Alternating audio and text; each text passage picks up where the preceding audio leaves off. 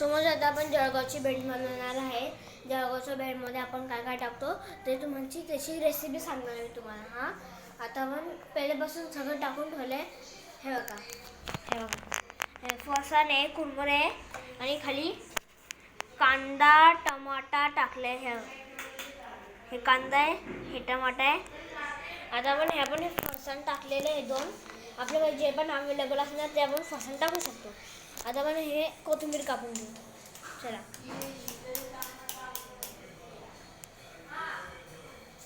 आपण हे कापून घेऊ.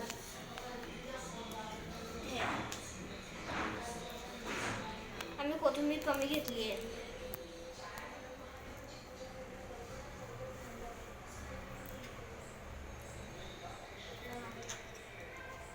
मस्तच कोथिंबीर कापतो आपण टाकून घेऊ. येस, चांगलीच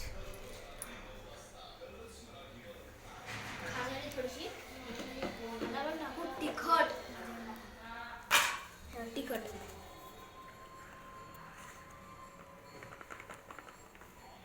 हे आपण एवढं चमचा टाकू तिखट. आणि थोडंसं अजून चवीसाठी अजून तिखट थोडंसं. आपण 1 चमचा टाकलेला आहे, पण मी अर्धा चमचा टाकला आहे. अर्धा आणि थोडंसं अजून टाकलं होतं, तो फुल 1 बनला. आता आपण ठेवून देऊ आता जे झालेले ते इंग्रेडियंट इथे ठेवून देऊ बाजूला. आणि हे कचरे आहे ना, तो मी स्पेशल साठी घेतलाय. स्पेशल आहे वरती लावायला.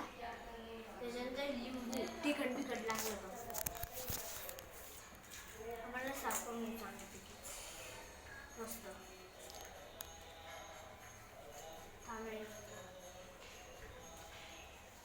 आपण हे टाकून देऊ. हात धुवून घेऊ. याला आपण थोडंसं हे ठेवून देऊ बाजूला. आपण पहिले साफ करून घेऊ.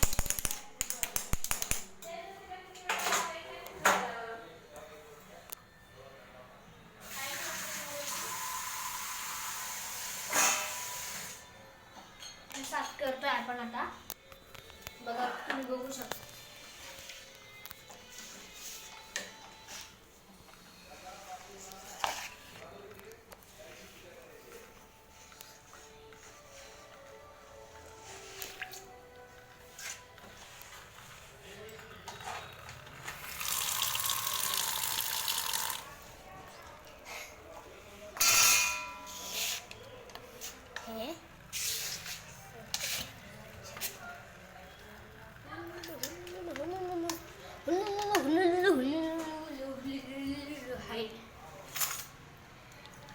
समज आता आपल्याला हात पुसून नाही तर हाताला तिखट लागून जाईल.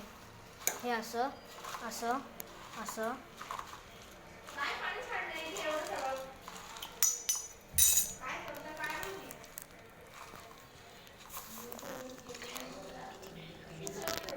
तुम्ही त्यांच्याकडे लक्ष नको द्यायचं. असंच बोंबलत राहता दिवसभर. काय पाणी पडलं, काय फडकं पडलं, त्यांच्याकडे तुम्ही लक्ष नको द्या. आम्हाला चांगलं मिक्स करून घ्यायला. आता आपण हे ठेवू स्पेशलसाठी. हे आणि लिंबू, त्याच्यावर लिंबू. मग आता आपलं थँक्यू. जय शिवराय भाऊ. जय शिवराय भाऊ. बनलेलं आहे आपलं. लाईक सबस्क्राईब करा.